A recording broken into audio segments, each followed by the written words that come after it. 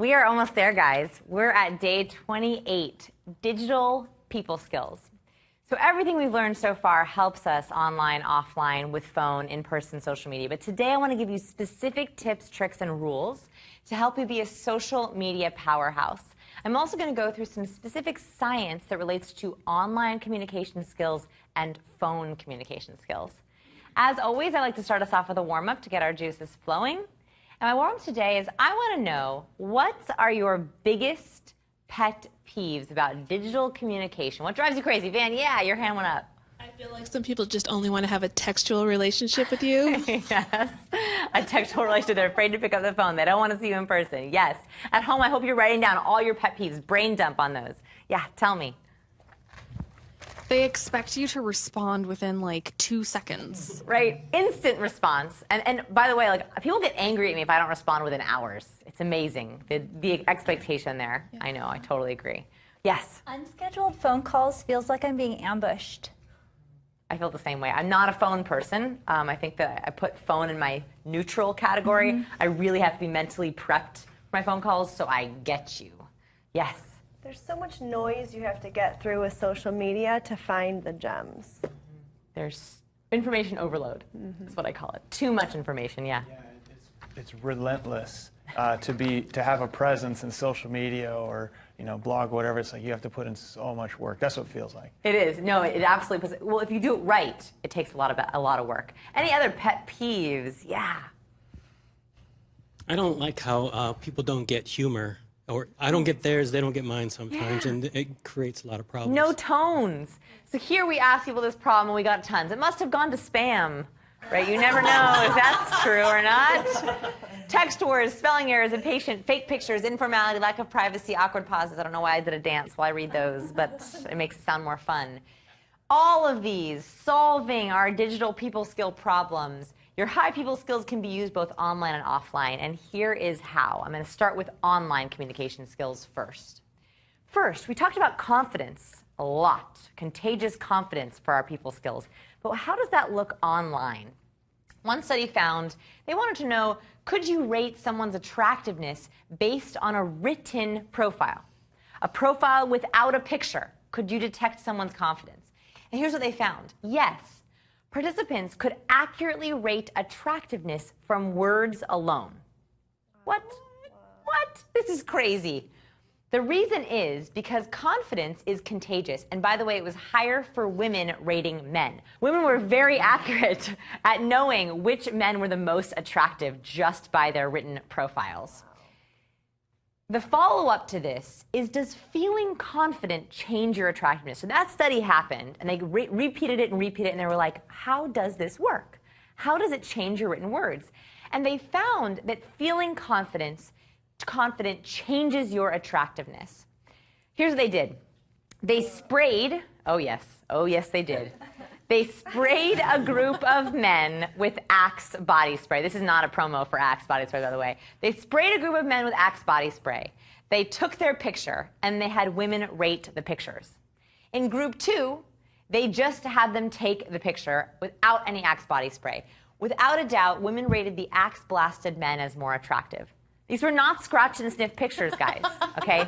These are just random pictures of guys, and women were like, oh yeah, that guy's attractive, that guy's attractive. Those were always the ones who had the Axe blasted spray. Now, obviously their appearance didn't change from Axe body spray or not. Something about them feeling sexy, feeling confident, made them more attractive. And that came out in their pictures. It comes out in our written words. Most people never think about this when they're writing their profiles or taking pictures online. So what I want you to do is first, do your success routine. Your success routine or your superhero activity list. And I want you to go rewrite your profiles, your about page, and your marketing materials. Because when we're usually writing those, we're super nervous, especially dating profiles. We're sitting down to write our dating profile, and we're like, oh, what do they want to hear? I'm so nervous. Are they going to like me? I hate this. I hate doing this. I don't like writing this profile. And what happens? Those micro inequities come out in our pictures and in our words as well. So I want you to do your success routine, pump yourself up before you write any of these things. And I want you to rewrite them and see the difference. See if there's difference in the kind of words you use when you already have your confidence pumping. I also want you to retake your photos. Look at your photos you use all the time, your headshots, the ones on your website, the ones in your dating profile, your social media pictures, your LinkedIn profile picture, especially if it's a corporate one where you know that you were in like blinding white light and you had a full day at work before that picture, and there you were smiling for that picture. I want you to retake those photos and do your superhero routine or your success routine beforehand. I also have a photo shot list for you if you want at sciencepeople.com/PQ. So if you're like, I don't even know what photos to take, I have a whole list of ideas for you that you can use. I talked about that a lot in my body language course, and I have that list up for you if you want to use it. Number 2, the personality matrix. Can you use the personality matrix in digital people skills? Absolutely. One study wanted to know, can we speed read someone's personality from their profile picture? I've taught us how to speed read people when we first meet them, but can we accurately speed read someone just from their picture? The answer is yes. We are best at extroversion and agreeableness. After looking at someone's picture for just 7 seconds, we can get pretty accurately how extroverted or agreeable they are. The cool part about this study, it's done by Simin Vazir, and she repeated this in many ways. And what she did was, she had people take the 44 personality tests that I had you guys take, that everyone at home took. Then she had their spouses take it for them and their friends take it for them. And then she took their picture. And then she asked people to rate, strangers to rate that picture on their big 5 personality traits. People were able to get it right. They were the most accurate in extroversion and agreeableness. Next, we can do conscientiousness and openness. We're pretty good at it. We're not so great at neuroticism. So we're really good at these top 2, and we can tell that just by looking at a picture for 7 seconds. The next study was, could we speed read someone's personality from their profile? So take out the picture, just read their words. The answer, of course, is yes. When desired, our profiles are highly accurate. People can read our personality from our profiles. The problem is, our words are much easier to manipulate than our pictures. So it's hard to take a picture and hide your true personality trait. You can do it, but it's harder. It's much easier to manipulate your profile, the words used in your profile. But I think this gives us information. Don't we want to know how someone wants you to think of them? That might be just as interesting as their actual personality. In fact, I learn a lot about someone by meeting them in person briefly and then looking at their profile and seeing, does it sync up? Is this their ideal self? Most likely it is. People will write their profiles to be their ideal self, and their real self might come off as different. Better or worse, I don't know. But that does give us interesting information. The question is, what does your profile say about you? Right? Are you all wondering right now what your Facebook profile and picture says about you? The good news is there's a way to tell. There is a tool that you can use that will speed read your Facebook profile and analyze you on the big 5 personality traits. So this is mine. It did it based on 1,289 words from my Facebook posts as well as my pictures. And it got me pretty right. It said I was 64% extroverted, 87% open, 76% neurotic, 64% conscientious, and 55% agreeableness. That's actually very close to my real test answers. It also picks 5 words for you based on your profile. For me, it was inventive, restless, efficient, outgoing, and friendly, which I think is, I don't know, you can tell me, I think it's pretty accurate. But the cool thing about this is it also compares you to your friends. So you can speed read your friends' profiles, and it will compare you to them. Here, for example, is me compared to my husband. So we're pretty opposite. Mine are the green, his are the white, and it overlapped our graphs so I could see how he related to me. It will also tell you, of all your Facebook friends, who's the most similar to you, personality trait-wise. It's a very cool tool. It's a really big time waster. Everyone's like, what's the tool? What's the tool? So I have a link to the tool at my website, sciencepeople.com/PQ. It's also in the workbook for you. It wastes a lot of time, though, so reserve like an hour or 2 to go through your profile and all your friends' profiles. It's pretty great. So here are your action steps. I want you to run your algorithm. I want you to see how you rank up. I want to see, how can you make your profile more authentic? Was it correct? Did it get you right? What could you do to make it more the real you, right? To see if it really matches up with your real results. And then who are you similar to or dissimilar to, and why? It will tell you which friends you're most closest with, and I want you to go and see their personalities, see their profiles, and see why. What about their personality is similar to you? This is a great way to start a new conversation and practice out some low-pressure practice, some of the conversation starters we learned. Number 3, the power of faces. One study found that when you randomly select 1.1 million posts, social media posts, those with faces were 38% more likely to get likes and 32% more likely to get comments.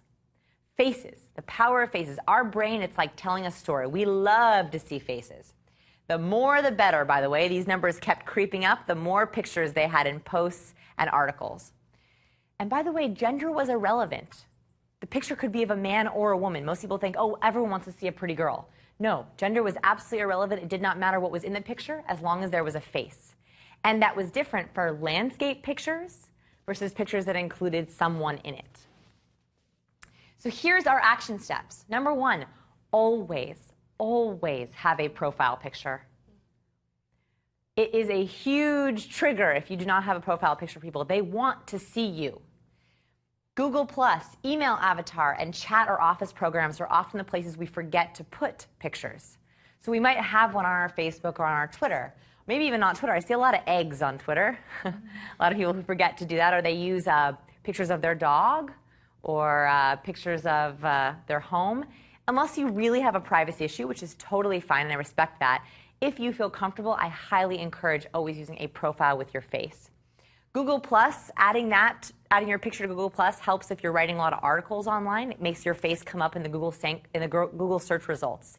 SERPs are search engine result pages, and you climb up higher in the search engine result pages if you have a picture on the side of your post. Yeah.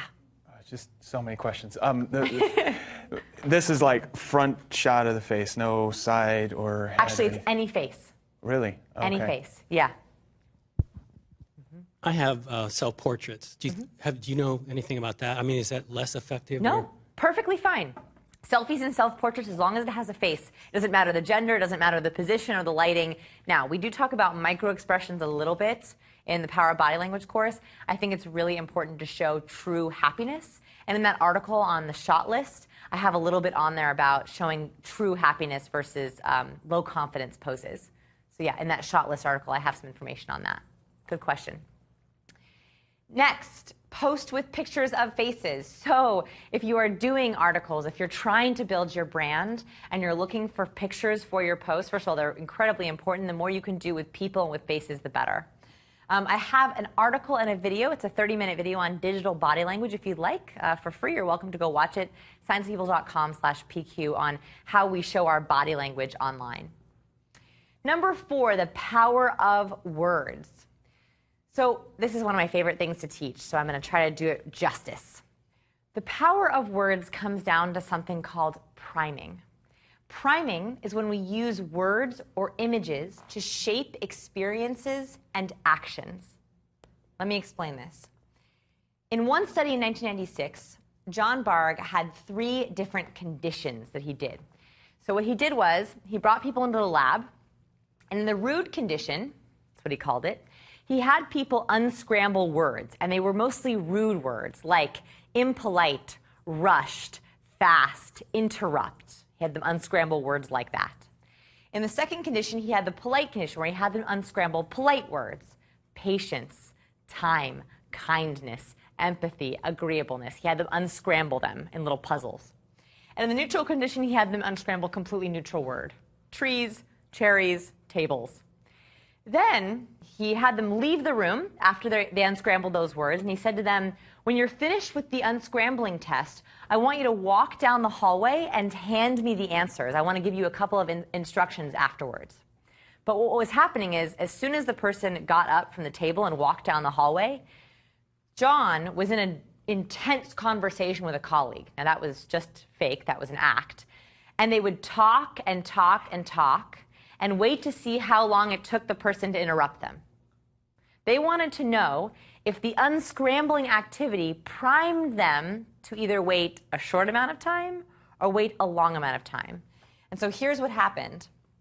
After 10 minutes, In the rude condition, 60% of the people who had unscrambled rude words interrupted his conversation with a colleague to say, here's my answer key. What were the directions you needed from me?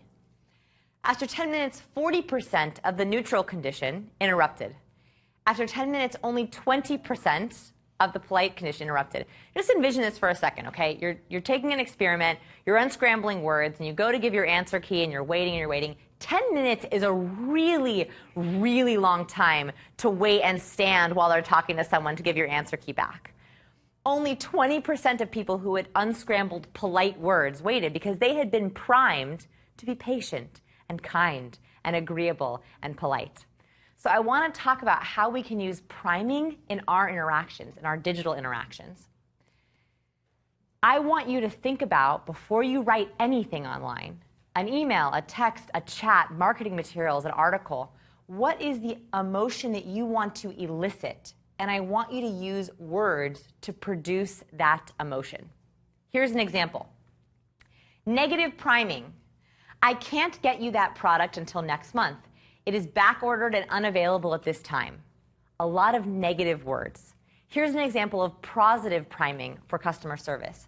That product will be available next month. I can place that order for you right now and make sure that it is sent to you as soon as it reaches our warehouse. Quick example of negative positive. Let me show you how I caught myself in negative priming. So I sent out an email to my weekly team where I have them prep for a call. And I was going back through my emails to see if I use negative priming to elicit the wrong emotions after I read this study. And here was one of my emails. Bad priming. I highlighted in red the words that are bad, negative priming. Hi all. As usual, we have the weekly call tomorrow. We are a little stressed for time and might have some trouble getting to the tasks on the agenda. I need everyone to please tighten up their points and avoid asking lengthy questions on the call. You can send the difficult ones out in an email later if you need. I attach the agenda. So what was I actually priming people for? Stress, tighten, avoid, lengthy, difficult. Those were the words that I was priming them for before they even got on the call.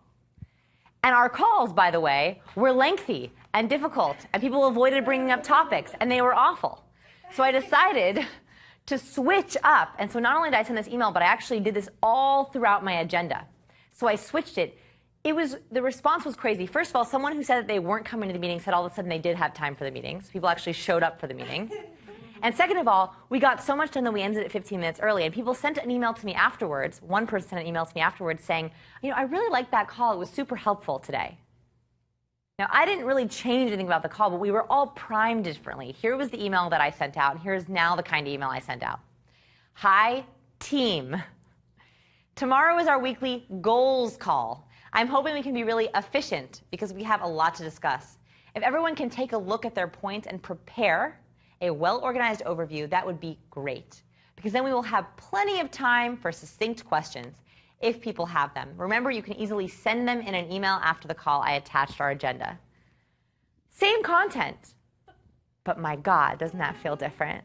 How many of you think that you use negative priming on accident in your emails or texts?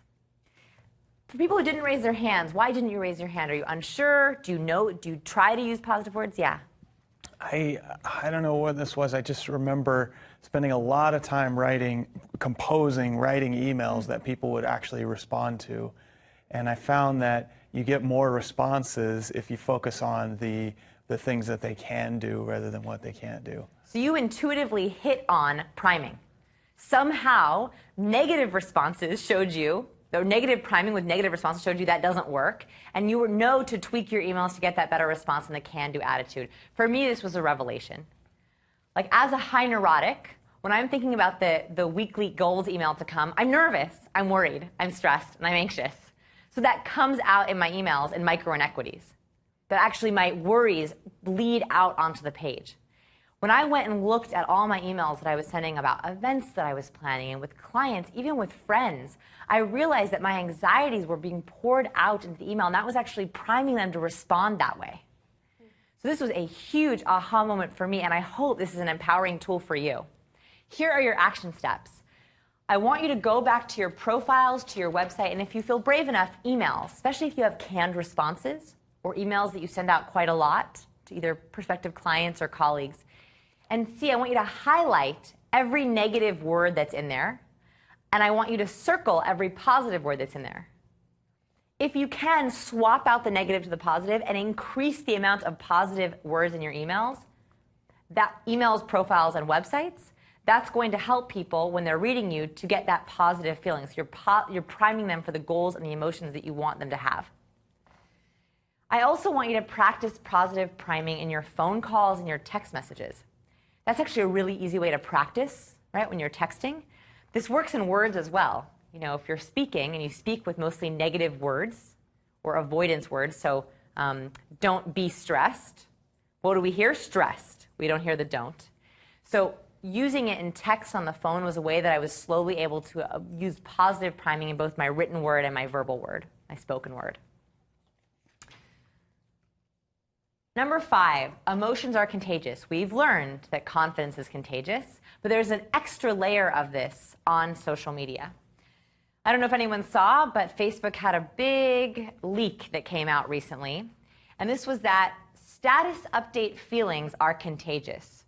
Facebook removed, as an internal experiment, but this was leaked recently, they removed positive posts from the news feeds of 680,000 users. They wanted to know if they removed positive posts from people's feeds, if that would make them more negative. They wanted to know if emotions on Facebook are contagious. Those users made fewer positive posts and more negative ones. Clear correlation. As soon as they weren't seeing the positive posts, they became more negative. When negative posts were removed, the opposite happened. So when negative posts were removed, it was all positive. People were like, yeah, it's a good day. It's so positive. They were primed.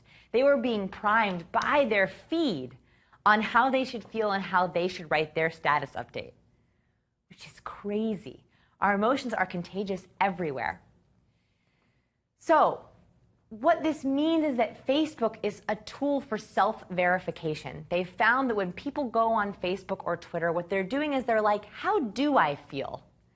They're in a mood, but they don't quite know what it is. And when they go on Facebook, they're trying to self-assess. Am I in a good mood or a bad mood? We actually use it as a tool for self-modification.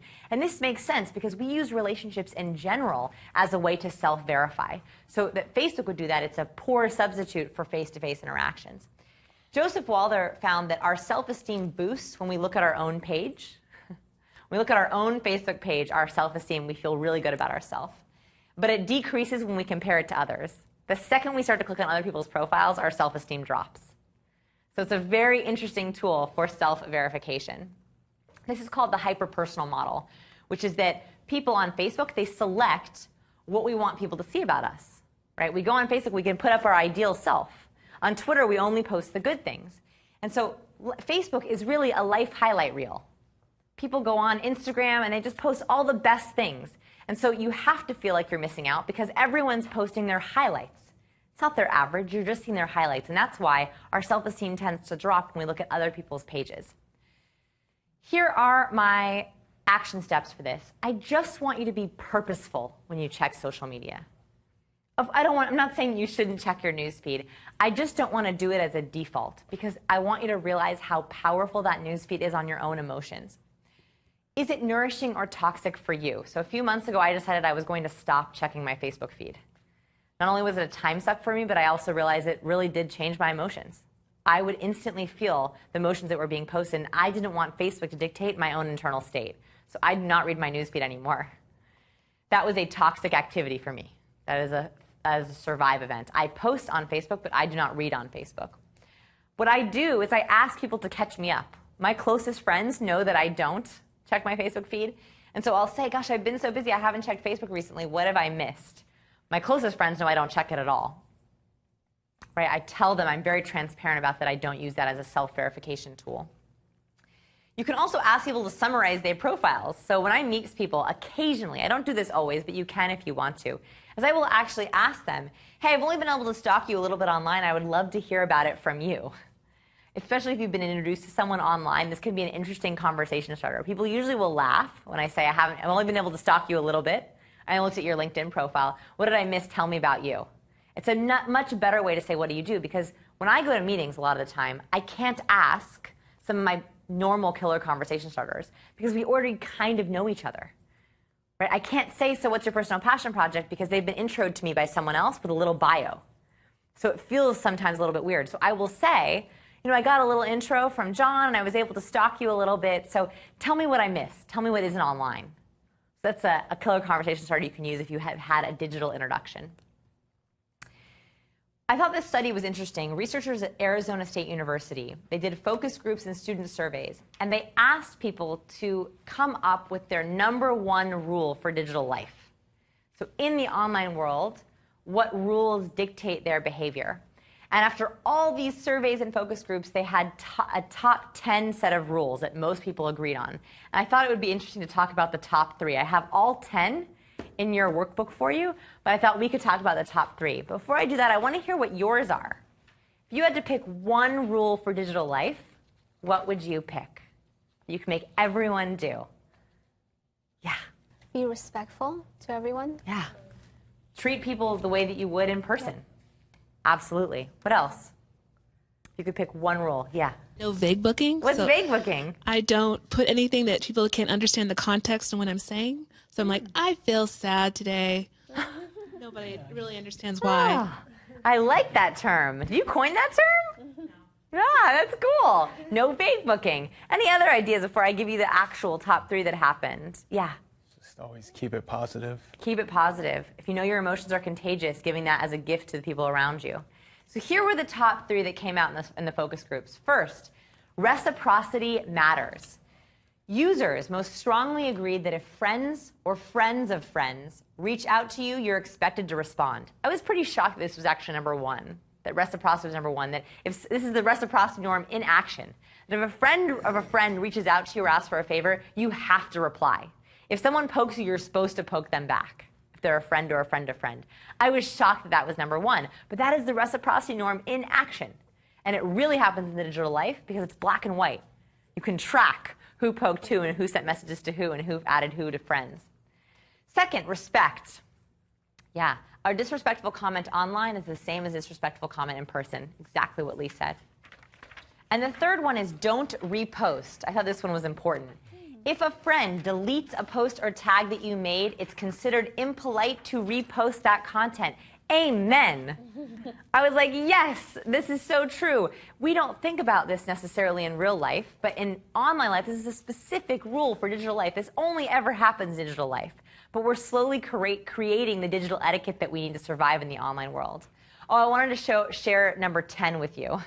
#10, the last rule of digital life, was called the boss sniff test, which was consider how a post would look to a friend's employer or potential employer before posting.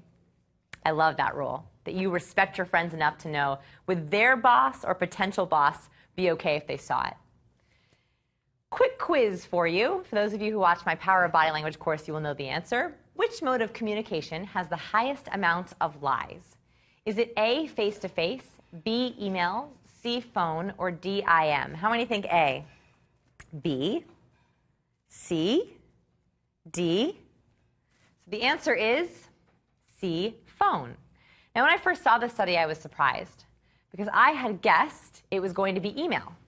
But actually what happens is, first, when there's email or IM, there's a paper trail. We do not like to lie when there's a paper trail. So that actually has the least amount of lying. Face-to-face, it's very, very difficult to lie right out to someone's face.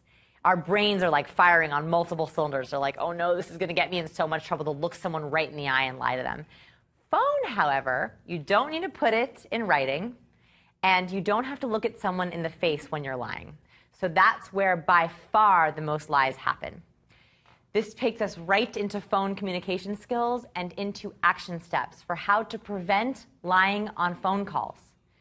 The way that you take down the amount of lies in phone calls and get it to be the lowest is you use the paper trail method. So one, you always try to do person to person if possible. But if that's not possible, state at the beginning of your call that you're taking notes. In their mind, this tells them, I'm going to be called on what I'm saying. In a way, it's taking the effect of the paper trail and putting it to phone. That also could be a gift for them, speaking their love language, taking notes for them. So saying, don't worry about taking notes on this call, I'm taking notes, and I'm going to follow up with an email afterwards. You can confirm everything's right, see if I missed anything. right? So not only is that a gift, but it also is confirming that you didn't miss anything, that what was said was actually what was said, and you're both on the same page. And lastly is confirming responses or changes. I have had so many aha moments after a phone call. I've taken notes, then sent them the notes, and they've written back, and they've been either, wow, there was a miscommunication here, I don't think this is what I said, or I forgot to tell you something important, it is blank. That follow-up can really strengthen and deepen, especially business relationships, adding more to that phone conversation. In your workbook, I have a chart for you. This is a self-evaluation chart. So it is the way you say it, becoming articulate, well-spoken, and clear. In this chart, I put down the top things that are the problem in phone communication. And what I want you to do is give a self-rating, and then I want you to give an action step. If you're having trouble with your self-rating, I want you to ask a trusted friend to rate you for you. Usually, we know what our issues are. We know if we don't speak too fast. We know if we speak too fast or too slow. We typically know if we are not using the appropriate speaking volume. But if you don't know, you can ask a comfortable friend, hey, how could I be a better phone talker? Remember that segment that we talked about, how could I be better at blank? That's a great way to use the Franklin effect to get feedback on any phone or communication skills. Here are the top common phone problems I wanted to pull out of that chart just to highlight. Warmth. I think that, Pratima, you talked about warmth, wanting to be seen as warm. A compassionate tone is the biggest component of warmth. And remember how we learned that positive reviews, when delivered with a cold tone of voice, end up feeling bad, but negative reviews with a warm tone of voice still feel good. So if you deliver bad news, even if it's with a warm, compassionate, empathetic tone of voice, people are okay. They know that even though it was bad news, they still feel heard. So the warm, compassionate tone is hugely important on the phone. The other aspect of phone problems, we're talking about phone charisma. Where charisma we talked about is warmth and competence combined. That is all about having a low tone. So competence is using the lowest end of your natural voice tone. Doctors with low voice tones are sued less often. They did a study where they took recordings of doctors speaking and they warbled the words, so you couldn't actually understand the words that were being said, but you could hear the tone of voice. When people rated those clips for competence, they found that the clips that got low competence ratings, those were the same doctors that were sued the most. And the only pattern was that those doctors did not have a low tone of voice. Now, what I mean by low tone of voice, I don't want you to actually go down and talk in a fake low voice tone. What I'm talking about is not using the question inflection. So the question inflection is when we go up at the end of our sentence. Someone earlier, we were talking about the question inflection. Yes, tell me. Oh, someone earlier, you used the question inflection by accident. Who was that? It was up with me. That was me. Oh, Maggie, yeah, tell me about it. Tell me about it. I was trying to remember what we were doing, but I think it was when we were doing the pitch. I was pitching my why and how, and I went up. Up at the end. The question inflection is when you say a statement, but you end it as if it's a question. So you say, my name is Vanessa. So it sounds like a question, but it's actually a statement. So the way that you keep a low voice tone is by first with breath. We go high in our voice tone when our vocal cords are really tense. So staying in the lowest end of our voice tone is about using our breath well. Kim, I'm sure you know about using breath for mindfulness. Would you mind sharing? Do you have any tips on keeping low voice tone? All I do when I hear my voice getting high is I take a deep breath and I speak on the out breath. Do you have any other little tips for us by chance? Yeah, just to pair well with that is to soften your belly, because when we get tense in our body, we tend to hold a lot of tension in our belly.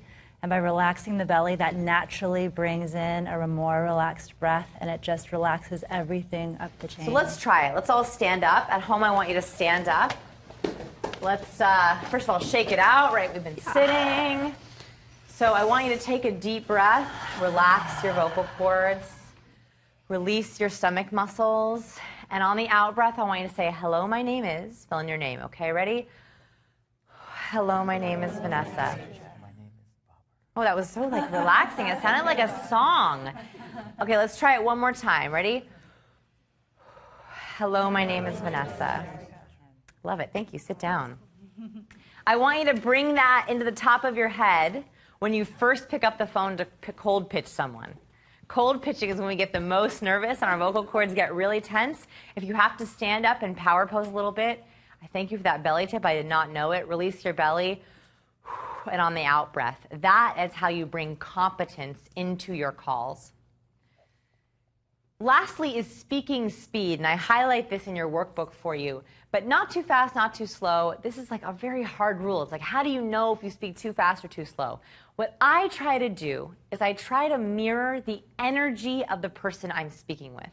Now, up to a certain extent, but I can go real fast when I'm talking to a chatterbox, but I also have learned to slow down my speech if I'm talking to someone who's a little bit more of a slow talker.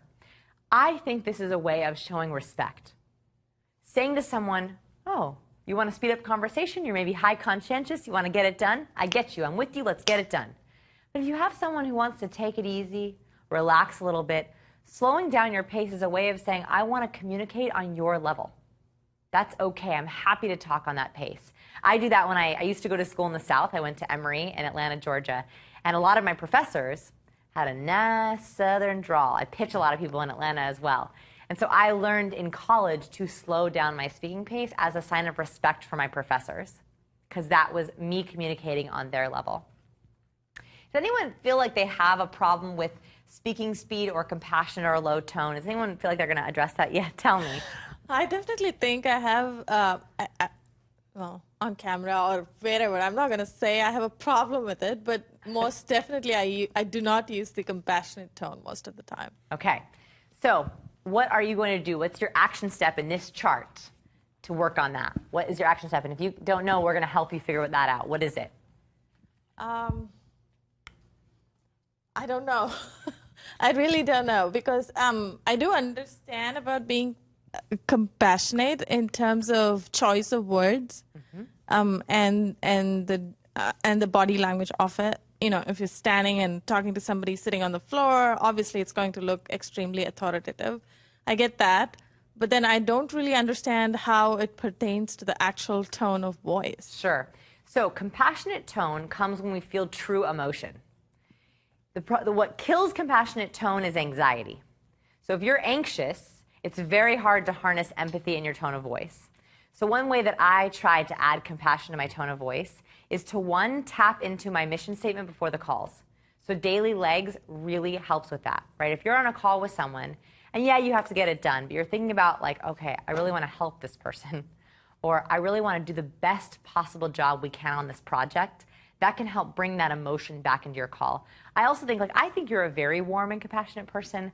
I don't know, when you say that you have problem with warmth, it doesn't feel like that to me at all. So I would love it if you would reach out to some people in your life who you trust and ask them if they feel that from you, because I think you might be a little hard on yourself.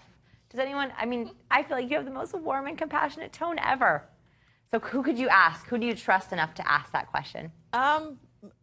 Probably a partner, a spouse. Yeah. It might be easier. So. I would definitely start with them and practice them and say, I would like to be a better listener. I like to be a better talker. Do I use a warm or compassionate tone enough for you? Because I think you're very warm and compassionate. Thank you. Yes, you are welcome. So we are getting close. We are getting so close, guys. We are entering the goals phase. Day 29 is Awesome Club. I'm going to show you how to up your personal power, build a support team, and achieve your goals. And that's going to perfectly set us up for day 30, which is your people plan. That is the next 30 days, the next 3 months, the next 3 years, the next 30 years. And smart people planning, the logistics of people planning, and how to harness our empathy. It took us 30 days to get to empathy, which I think is one of the hardest and one of the most important people skills. Here's your challenge for today. I want you to do your phone self-evaluation. See how you do, see how you rank. I also want you to complete 3 action steps for online communication skills. So all those action steps I gave, which ones resonated with you? Do you want to go rewrite your profile? Do you need to go look at your profile pictures? Do you want to see if your news feed is toxic or nourishing? I want you to try 3 different things on your digital action steps. And lastly, we're launching this course in October. You could be watching it any time, but this is a little reminder that every year on October 1st, make October your Digital People Skills Month. Every October from now on, I will be talking about digital people skills on my blog. updating the science, looking at the phone communication skills. So come back to rewatch this on October 1st to see what new things have happened and how can you recheck some of your profiles and your pictures. It's that time. What's the most important thing we learned today? What's our aha moment? I want to hear about your aha moment at home as well.